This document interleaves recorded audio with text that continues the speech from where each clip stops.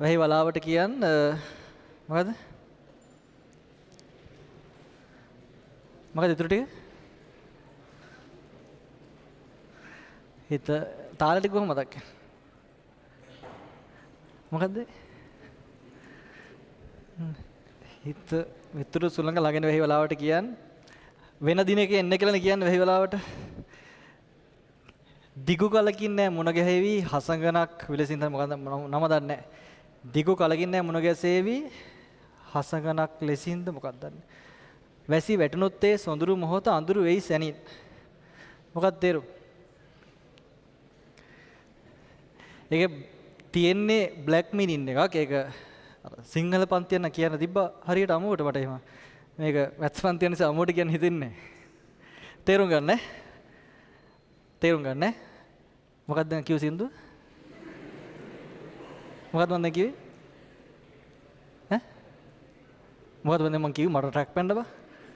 ඈ? හිත මිතුරු සුළඟ ළඟ එන වැහි වලාවට කියන්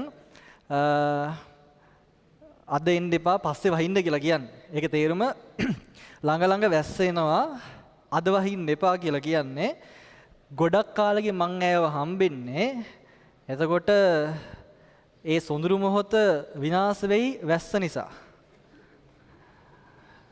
ඒ වැස්ස කියන්නේ මේ වහින වැස්ස නෙමෙයි. තේරුණා. ඒකේ වර්ස් එක තියෙනවා ඊට වඩා ලස්සනට. ඒක මේ සිංහල පන්තියක් නෙවෙයි මට ඒක බලහංකො කවියෙන් කියන අම්මුමම කුණු හර්පයක් කියන්නේ. ඒක ලස්සන. දැන් ඔක කිව්වනම් කියන්නේ කොහොමද? දැන් ඔක් කියවනම් ඇය ආවා. හරිද? ඇය අද එනවා අපි අද හම්බෙනවා. හරිද? එතකොට මෙයාට මෙහෙම වෙලා තිබ්බොත් කියන දැන් තේරුණාද?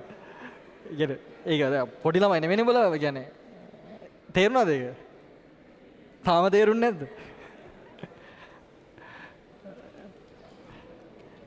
දැන් ඔබලා ඉන්න ලොකුම බැජ් එක නිසා මම මේක සාමාන්‍ය කියන්නේ. හිත මිතුරු සුළඟ ළඟේන වෙහි වලාවට කියන් ළඟ ළඟ වැස්ස එනවා. පස්සේ වහින්ද ගොඩක් කාලෙකින් ඇය හම්බෙන්නේ. එතකොට ඒ සොඳුරු මොහොත විනාශ වෙනවා වැස්සොත්. හරිද? ඊට පස්සේ කියනවා ඔගේ අවසානට හම්බෙලා ගියාට පස්සේ වැස්සට කමක් නැහැ උතුරු උතුරු වහින්න කියලාත් කියනවා. හරි. අපි යමු ඊළඟ මාතෘකාවට. හරි. තේරෙන්නේ නැත්නම් උඹලා තාම පොඩි.